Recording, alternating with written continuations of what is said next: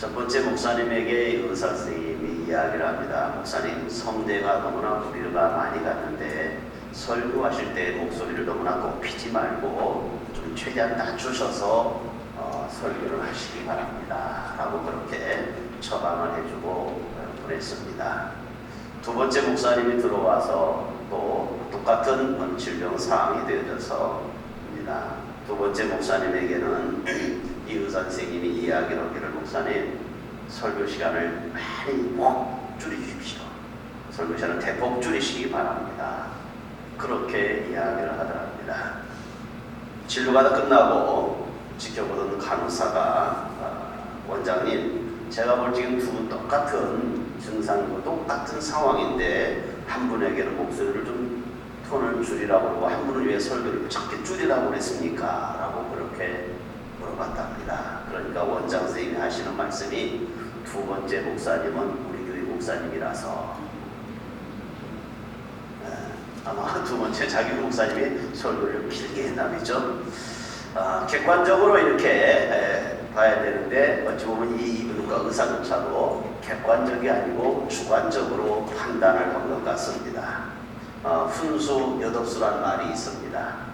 자기가 장기나 바둑을 둘지는 잘 모르는데 옆에서 보면 여러 길이 많이 보인다는 거죠. 그래서 훈수를 잘한다는 이야기입니다.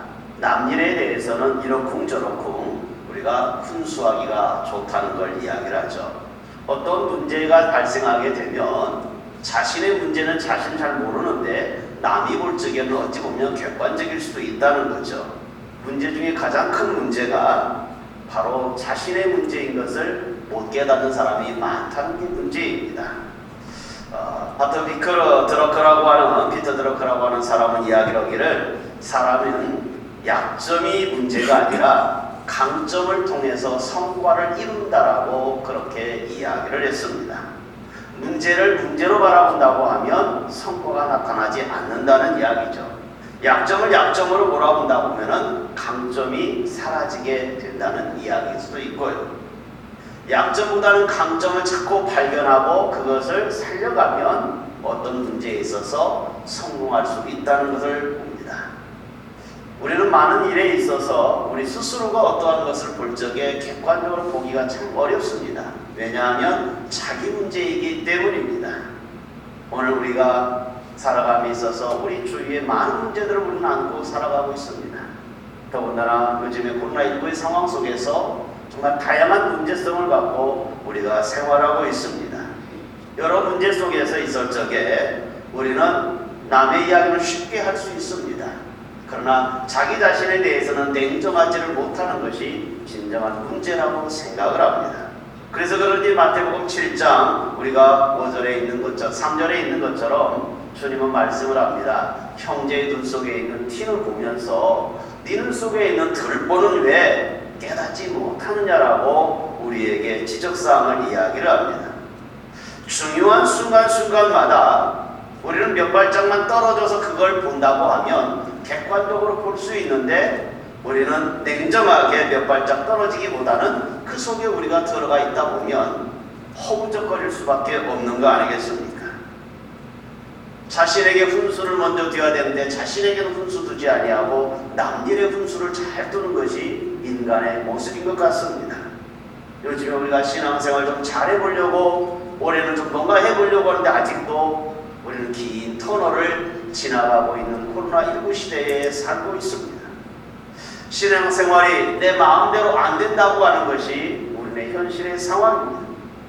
신앙생활이 내 원하는 대로 잘 안 되는 이유가 여러 가지가 있을 수 있겠지만 우리 신앙생활 방해하는 요소들이 많이 있습니다. 환경적으로, 때로는 가족이, 때로는 물질로, 때로는 건강으로 우리네 신앙생활을 열정을 갖고 할 수 싶은데 하지 못하는 경우가 종종 있습니다. 코로나19가 1년 동안을 지금 가고 있습니다.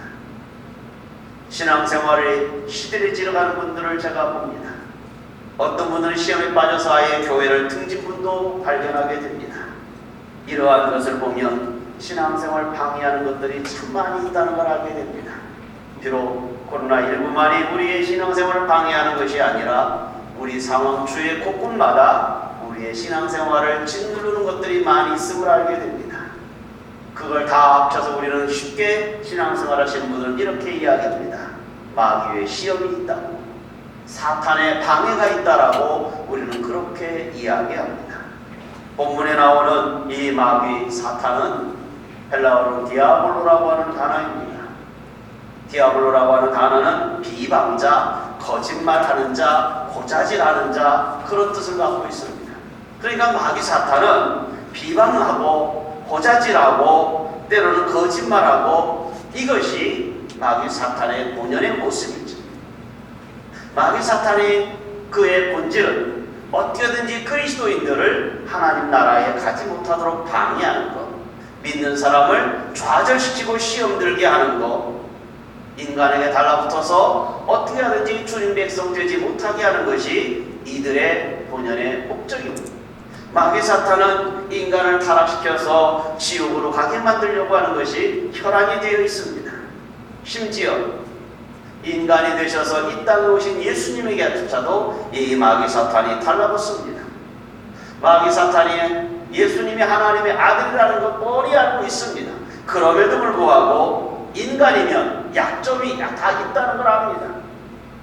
예수님도 하나님이시지만 우리처럼 인간의 몸을 입고 이 땅에 오셔서 인간의 약점을 분명히 갖고 있습니다. 뭡니까? 우리는 본능적으로 먹어야 됩니다. 그래서 먹는 걸 가지고 돌로 떡 만들으라고 유혹을 합니다. 그리고 인간 누구나 자기 이름에 대해서 자부심을 갖기를 원하는 명예욕이 있습니다. 그래서 예수님을 명예스럽게 만들어줄 테니 자기 말 들으라고 유혹하는 거죠.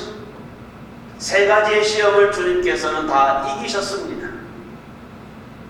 마가복음에서는 이 예수님의 시험 사건을 작게 기록을 합니다. 그러나 마태복음이나 오늘 우리가 보는 누가복음에서는 좀 길게 예수님의 시험 사건을 기록을 합니다. 마태복음에서는 두 번째 시험하고 세 번째 시험하고, 또 누가복음에서 이것을 세 번째 시험, 두 번째 시험을 좀 바꿔놨습니다. 바꾼 건 이유가 있습니다. 그것은 누가는 예수님을 묘사를 하기를, 마태는 인류 구원의 왕으로서를 이야기하기 때문에 예수님을 그렇게 표현을 해놨고, 누가는 예수님을 인자로 봅니다. 시험을 다 받으신 다음에 마태복음에서는 천사들이 와서 예수님을 수종들었다라고 이야기하는데, 왜? 왕이니까 수종드는 사람이 있어야 되는 거죠. 그런데 누가복음에서는 예수님이 시험이 끝난 다음에 천사가 수종들었다는 말이 없습니다. 왜요? 예수님께서 이런 모든 시험을 어떻게 이기셨느냐? 천사들의 도움으로 이긴 게 아니라 인간의 능력으로, 인간의 힘으로 최선을 다해서 예수님께서는 이 시험을 이기셨다는 걸 강조하기 위해서 이 천사의 수종을 이야기를 하지 않습니다. 마귀의 유혹은 끊임없음을 이야기를 하는 거죠. 오늘 본문 이 13절 말씀에 보면 마귀가요, 예수님께서 이 시험을 다 이기셨잖아요.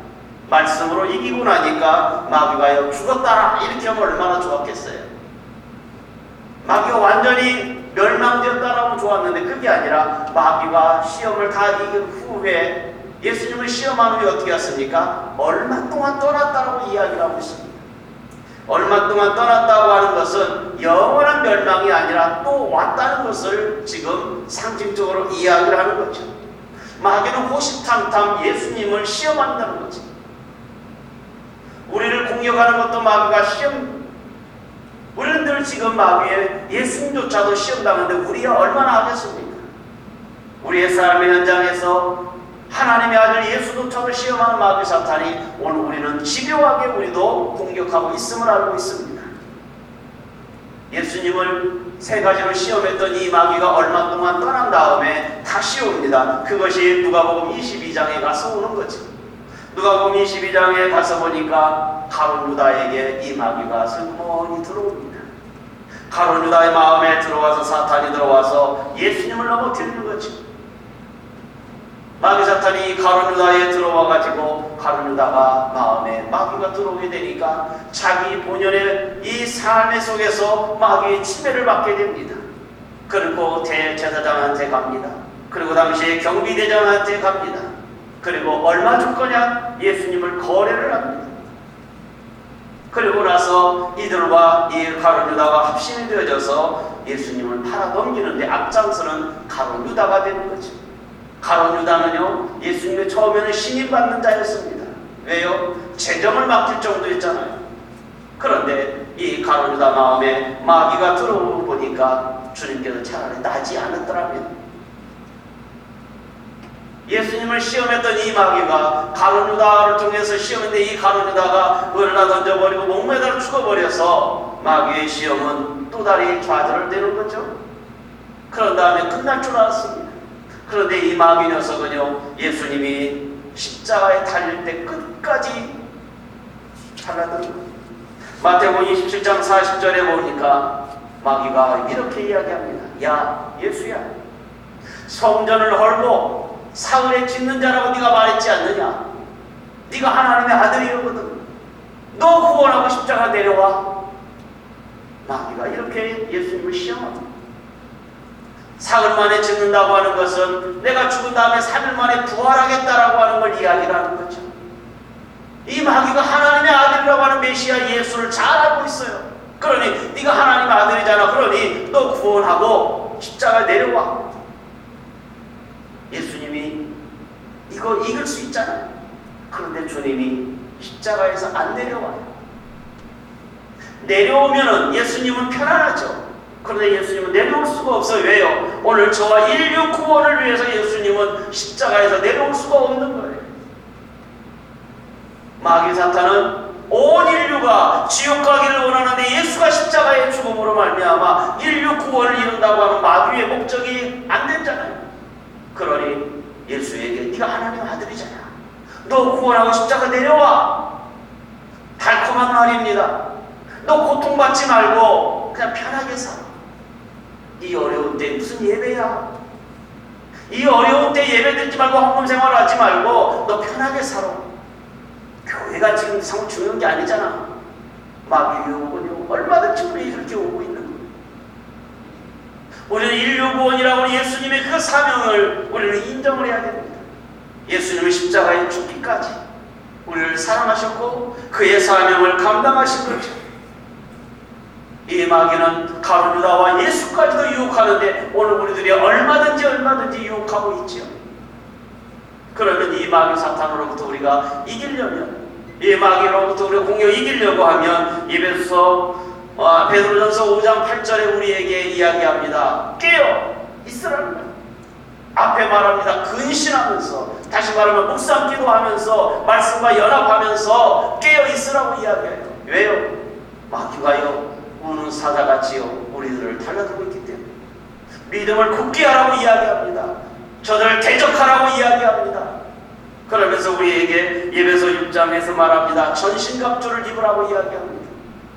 마귀의 관계가 얼마나 집요한지, 예수님한테 달라들 정도 되니 우리가 얼마나 하겠습니까? 우리 보고 전신갑주 입으래요.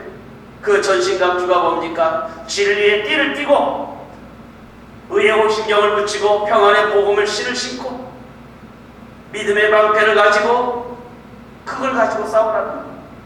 이렇게 하지 않으면, 전신갑주를 입지 아니하면 예수에게 달라든 저 마귀가 우리가 능히 이길 수 없더라는 것입니다. 누가복음에서 누가는 천사의 수종을 이야기하지 않는 것은 예수님도 우리와 동일하게 똑같은 몸을 입고 와서 우리와 동일하게 배고픔도 느끼고 시장기도 느끼면서 잠도 주무셔야 되고 여러 상황이 똑같다는 거죠.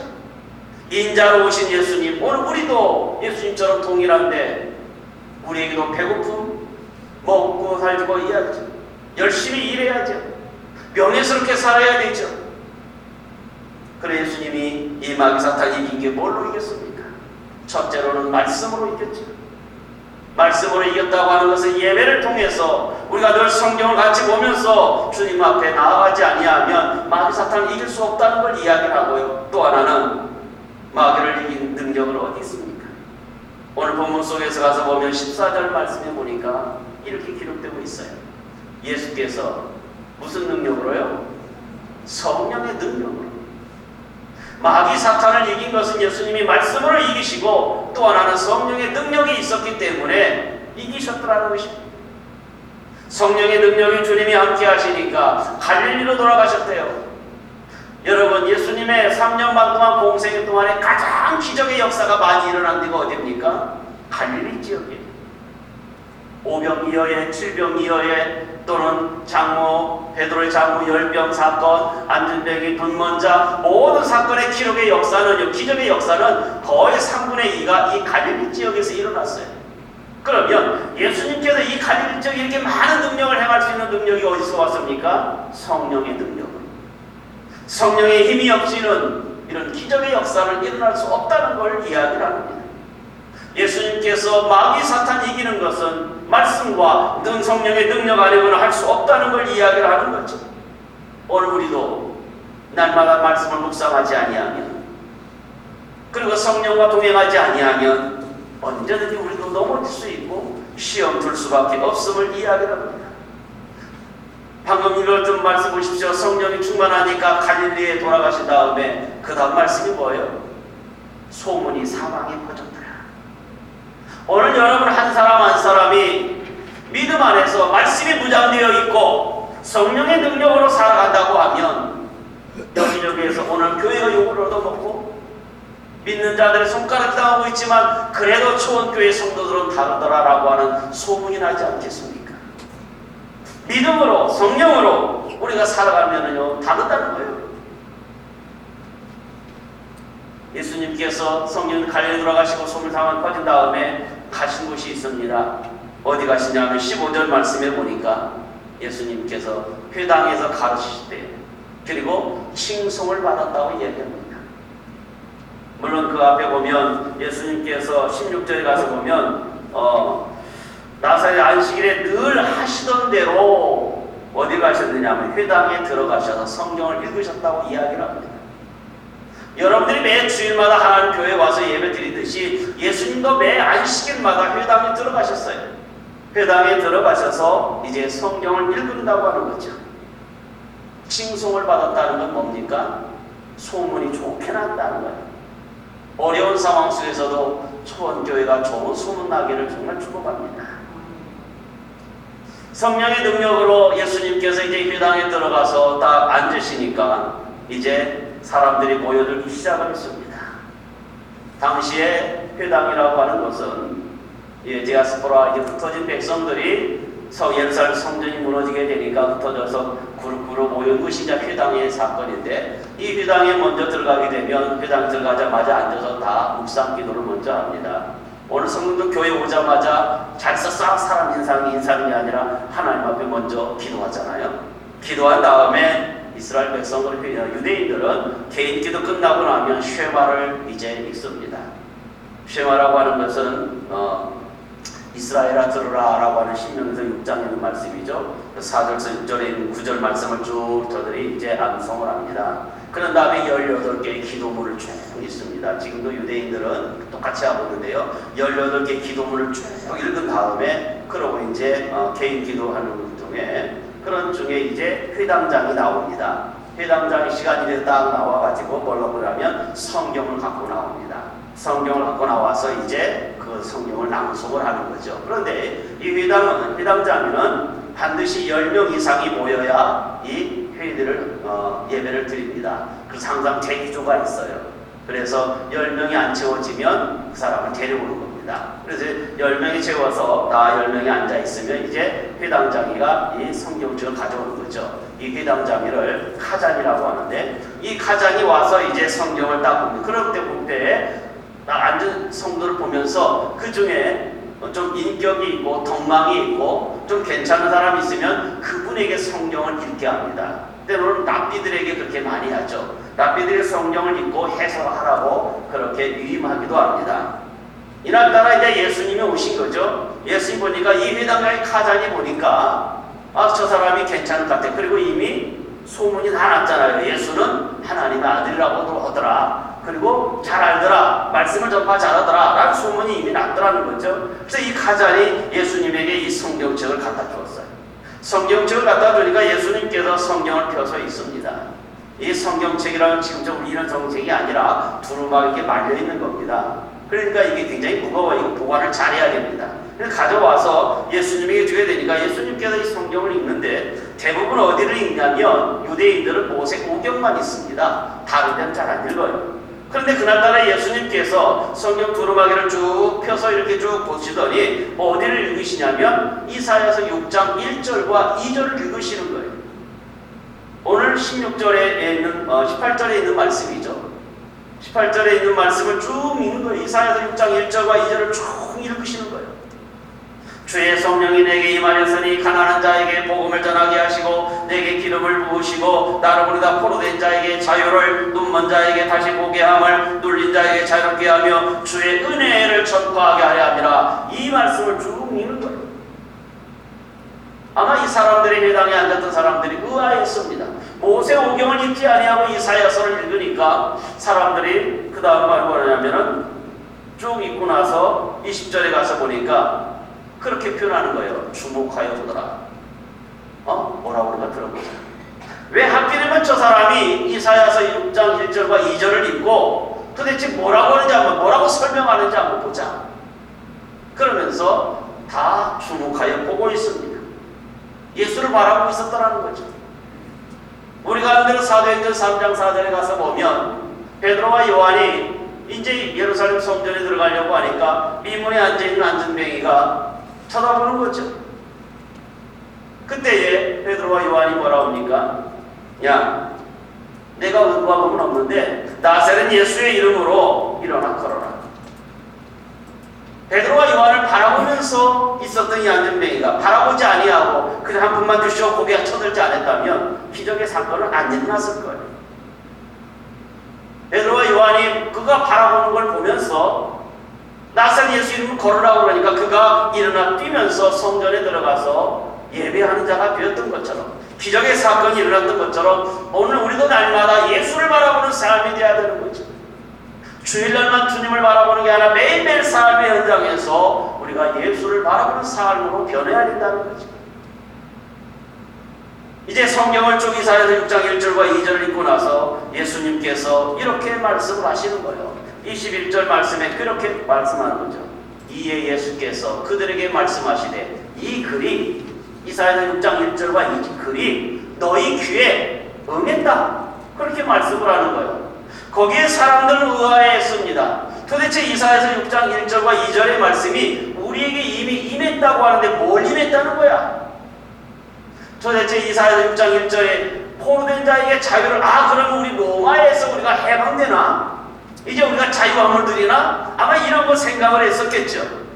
근데 예수님께서는 이사야서 6장 1절과 2절 말씀이 너희 귀에 응했다고 하는 이 말씀 뭐냐? 하나는 구약시대부터 쭉 하나님의 말씀에 그 예언된 그 선지자적인 말씀이 나를 통해서 이루어질 것이고 그리고 하나님께서 약속했던 그 메시아적인 말씀이 내가 메시아로 와서 그런 일들을 하겠다라고 하는 걸 이야기하는 겁니다. 다시 말하면 예수님께서 이 회당에서 이사야서 6장 1절과 2절을 읽으면 내가 메시아이고 내가 선지자로서 이 말씀을 이루려 왔다라고 지금 선언하고 있는 거죠. 회당에 앉은 사람들은 이해하기가 어려웠습니다. 네가 정말 메시아냐? 그리고 하나님 말씀이 정말 선지자적으로 임했느냐? 그 말씀을 보면 어떤 사건이냐? 가난한 자에게 복음이 전해질 것이다. 너희들이 심령이 가난하다는 거예요. 세례요한이 오기 전에 300년 동안 암흑시가 있었는데 이때 하나님의 말씀이 임해야 되겠다. 너희들이 영적으로 다 다운되어 있다. 이러니 너희들에게 이제는 내가 자유를 선포하마 죄로부터 벗어나겠다. 마귀 사탄으로부터 벗어나게 해주겠다고 하는 자유의 선포함을 이야기를 하는 거죠. 내가 십자가의 죽음으로 말미암아 너희들의 사탄의 세력에서 내가 벗어나게 해주겠다. 구원의 은혜를 이루겠다. 이것이 너희 귀에 응했다라고 지금 말씀하시는 거죠. 백성들은 이해할 수 없었지만 주님은 그렇게 하셨고 그 사역을 이루기 위해서 사셨습니다. 자유를 선포했습니다. 마귀 사탄보다 말씀과 성령의 능력으로 너희들이 자유를 누릴 수 있다는 걸 우리에게 선포하고 있는 거죠. 오늘 우리의 삶의 현장에서 말씀이 없이는 우리가 억압된 자유에서 어떻게 해방될 수 있습니까? 성령의 능력이 아니고는 우리가 무엇으로 이 어려운 때를 이겨나갈 수 있겠습니까? 말씀과 성령의 충만하시기를 바랍니다. 사탄의 경매에 동요하는 불쌍한 영혼들에게 우리는 이 복음의 비밀을 전파해야 되는 거죠. 문지경 전도사 기념관을 우리가 재작년에 우리 어르신들이 우리 관광버스 타고 다녀온 적이 있습니다. 신안군 일대에 다 이문경 전도사가 전도사님이 복음을 전하는 곳이죠. 오직하면 천사의 섬, 1004개의 섬이 들어왔지만 문지경 전도사가 복음을 전해서 천사의 섬이라고 닉네임도 같이 있습니다. 임자도에 신안군 일대에 복음을 전하게 되니까 어린아이에게 복음을 전하니까 어린아이가 이 복음을 받아들이고 자기 아버지에게 이야기합니다. 아버지 술주정뱅이잖아요. 그런데 예수 믿으면 술 끊어진대요. 아버지 예수 믿으세요. 매 주일마다 반복하는 거예요. 술주정뱅이가 그 말 처음에 안 들리죠. 여러분, 마누라 말은 안 들어도요 자식 말을 듣는 게 아비거든요. 아비가 계속해서 이 말을 듣게 되니까 하도 그러니까 그럼 내가 교회 한번 가보나. 교회를 가서 보니까 배기가 나와요. 예수를 믿게 됩니다. 전도가 된 거죠. 이 사람 이름이 이판일 씨입니다. 이제 이판일 씨가 예수 믿게 되고 그 동네에서 술주정뱅이로 남봉꾼으로 되어 있었는데 저 사람이 예수 믿고 사람이 변했다는 거예요. 이것을 가장부가 뭐냐면 그의 동생이 봅니다. 이판성이라고. 이 동생이 보면서 아니 형님 어떻게 성님 이렇게 변하게 되었습니까? 일이라고 할지 모르고 맨날 술 먹는 사람이 내가 예수를 만나보더니 내가 변했다. 형님이 변한 그 교회를 나도 한번 가봐야겠다고. 도대체 어떤 교회냐고. 그래서 임자도에 있는 진리교회를 가게 됩니다. 그래서 이판일 씨하고 이판성 씨가 둘이 당시에 목포 북교회에 있었던 이성복 목사님이 와서 세례를 주게 됩니다. 이들이 세례를 받고 교회가 낡아서 예배당 지차고 하니까 자기 재산의 반절 넘게 다 희생을 해서 예배당 진리교회를 지키게 됩니다. 그리고 추수감사절이 되면 자기가 돼지를 잡고 떡을 해가지고 동네 잔치를 하는 거예요. 동네 사람들이 무슨 날이냐고 그러니까 교회에서 지키는 추수감사절을 오늘 절기 지키는 거라고. 그래서 추수감사절만 되면 동네 사람들에게 이 잔치를 벌리는 이분이 됐어요. 장로 투표를 하게 되는데 이 진리교 역사상 가장 많은 표를 얻어서 장로가 된 사람이 바로 이판일 장로님이 되셨습니다. 장로님에서 교회를 섬기고 있는데 기둥처럼 섬기고 있는데 일제하기 때문에 어느 날 일본 놈들이 와서 비행카를 차고 와서 예배당을 막 들어오는 거예요. 장로님 맨 앞에 나가서 무슨 일이냐고. 신사참배하라고 예배드리지 말고. 그러니까 이판일 장로님이 지금 여기가 신성한 곳인데 신발을 신고 어디 예배당을 들어오냐고. 눈을 부라리면서 막 혼내치는 거죠. 여러분, 교회 어떤 상황이 발생되면 막는 사람이 있어야 돼요. 때때로는요 교회에요 엉뚱한 사람한테 예배를 방해하면은요 한 몸 100km 쪽으로 나가는 좀 등치 좋은 분들이 나가서 배치기 하면서 나가야 돼요. 어디 교회 가서 그러냐고. 누가 좀 막아주는 사람이 있어야 되지 않겠어요? 이판일 장로님이 이 경찰에게 대드는 거예요. 그러니까 신사참배라고 통지서 그런다고 끝나고 파출소로 가고 무서워갖고 가는 거예요. 경찰이 신사참배 통지서를 불태워버리고 예배 끝나고 이판일 장로님이 파출소 간 거예요. 임자도 파출소 가서 문을 열자마자 할렐루야 소리를 지른 거예요. 그래서 경찰이 깜짝 놀라서 뭔 소리냐고. 하늘의 뜻이 뭐냐? 하나님께 인사하는 겁니다. 신문하는 거지. 천황폐와 일본 천황에게 신사참배하는 것은 우상 섬기는 게 아니라고. 이 국가 행사라고. 이판일 장로님이 허락할 수가 없는 거지. 신문을 하는 거지. 신문할 때마다 이판일 장로님이 대꾸도 않고 찬송하는 거예요. 낮에나 밤에나 눈물 머금고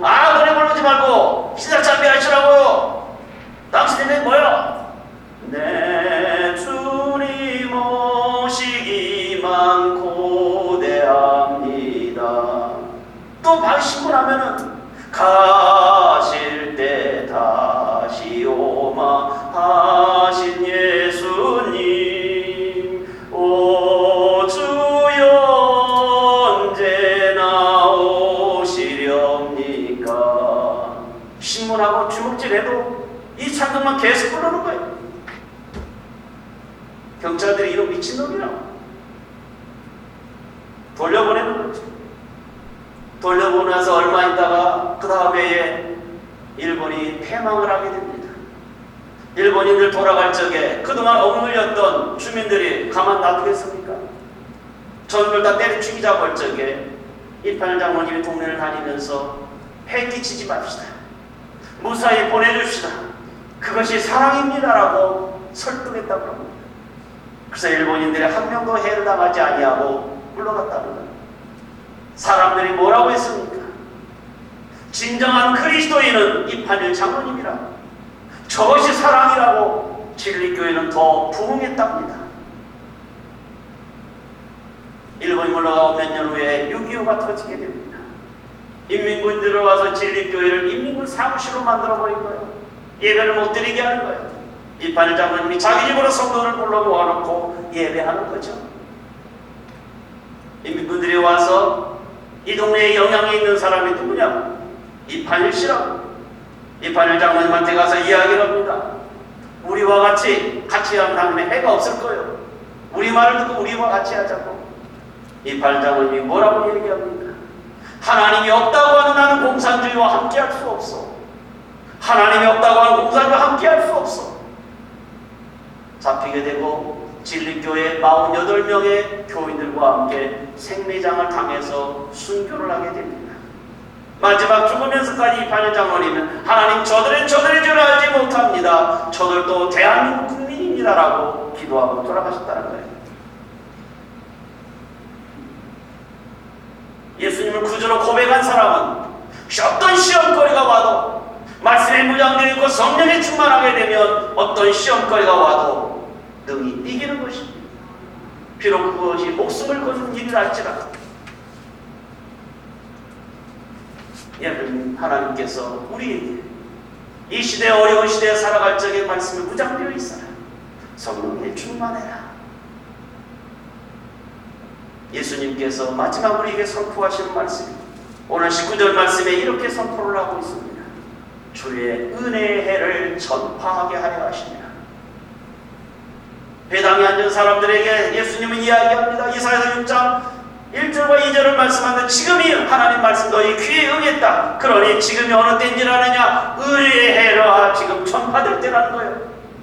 은혜의 해라고 하는 말은 이스라엘 백성들이 레위기서 우리가 아는 대로 25장 8절 이하에서 보면 희년 이야기가 나옵니다. 희년이라고 하는 것은 50년마다 돌아오는 때를 희년이라고 이야기합니다. 이 희년의 때가 되어지면 그동안에 빚진 것들이 다 탕감되어지고 가난해서 땅을 넘어게 다 넘겼던 것이 다시 땅에 돌아오게 되고 노비가 되었든지 종이 되었던 사람들이 자기 고향으로 돌아오는 것이 희년입니다. 예수님께서 이 말씀을 왜 할까요? 지금 올 한 해의 희망의 해가 되거라 은혜의 해가 되라고 말씀하는 겁니다. 2021년 우리가 오늘 하루 살아가려고 합니다. 분명히 상황은 어렵습니다. 그러나 우리 주님이 선포한 대로 올 한 해가 우리 주원교회의 은혜의 해가 되기를 축복합니다. 사랑하는 성도 여러분, 성령의 능력과 말씀의 무장함이 든든해지시기 바랍니다. 예수님을 시험했던 마귀는 오늘도 우리에게 시험하고 있습니다. 여러 가지 상황 속에서 우리 주원교회가 능히 이기기를 원합니다. 성도 한 사람 한 사람이 이기기를 원합니다. 그래서 우리 백그라운드에 계시는 성령님께서 우리 하나님께서 우리와 동행하셔서 올 한 해 여러분의 삶의 현장이 은혜의 해가 되기를 주의 이름으로 축원합니다. 기도하겠습니다. 하나님 아버지, 주원교회가 아름다운 소문, 믿음의 역사가 일어나게 하여 주시옵소서. 그러게 우리 성도 한 사람 한 사람이 말씀의 무장함이 있게 하시고 성령의 능력으로 동행케 하여 주시옵소서. 구원의 은총이 우리 모두에게 임하였던 것처럼 우리나라 코로나19로 억눌린 것들이 하나님 자유함을 누리는 날이 속히 오게 하여 주시옵소서. 예수님의 이름으로 기도합니다.